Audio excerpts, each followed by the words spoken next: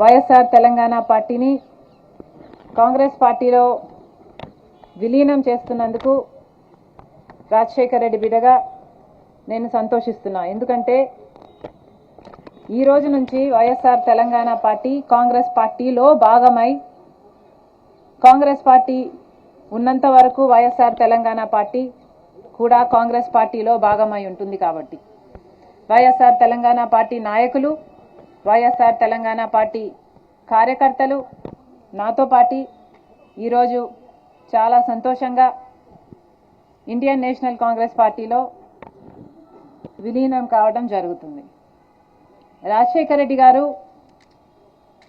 బ్రతికున్నంత కాలం నమ్మకంగా కాంగ్రెస్ పార్టీకి సేవ చేయడమే కాకుండా రాజశేఖర్ రెడ్డి గారు చనిపోయే నాటికి కూడా కాంగ్రెస్ పార్టీకి సేవ చేస్తూనే చనిపోయారు.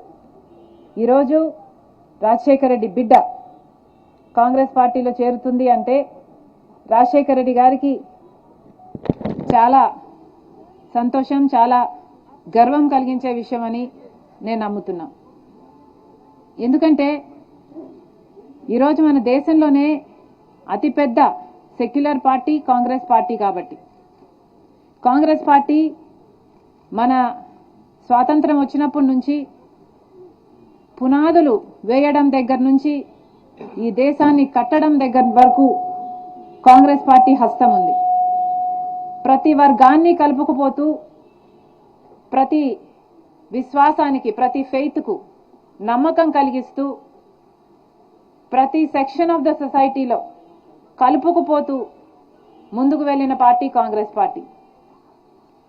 కాంగ్రెస్ పార్టీ ముందు కూడా రాహుల్ గాంధీ గారి నాయకత్వంలో, ఖార్గే గారి నాయకత్వంలో ప్రజలందరికీ మేలు చేస్తుందని సంపూర్ణంగా విశ్వసిస్తూ, రాజశేఖర్ రెడ్డి గారి కళ, ఏ కళ అయితే రాజశేఖర్ రెడ్డి గారు రాహుల్ గాంధీని ప్రధానమంత్రిని చేయాలి అని మనస్ఫూర్తిగా కోరారో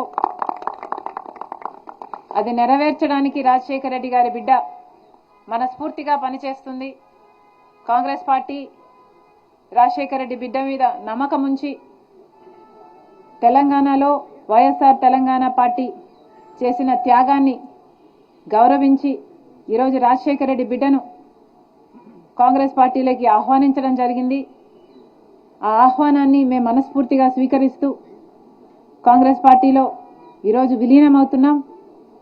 ఈరోజు నుంచి కాంగ్రెస్ పార్టీ ఏ బాధ్యత మా మీద ఉంచినా ఆ బాధ్యతను విశ్వాసంతో సంపూర్ణంగా నెరవేర్స్తామని నాతో పాటు వైఎస్ఆర్ తెలంగాణ పార్టీ నాయకులందరూ కూడా మనస్ఫూర్తిగా మాటిస్తున్నాం.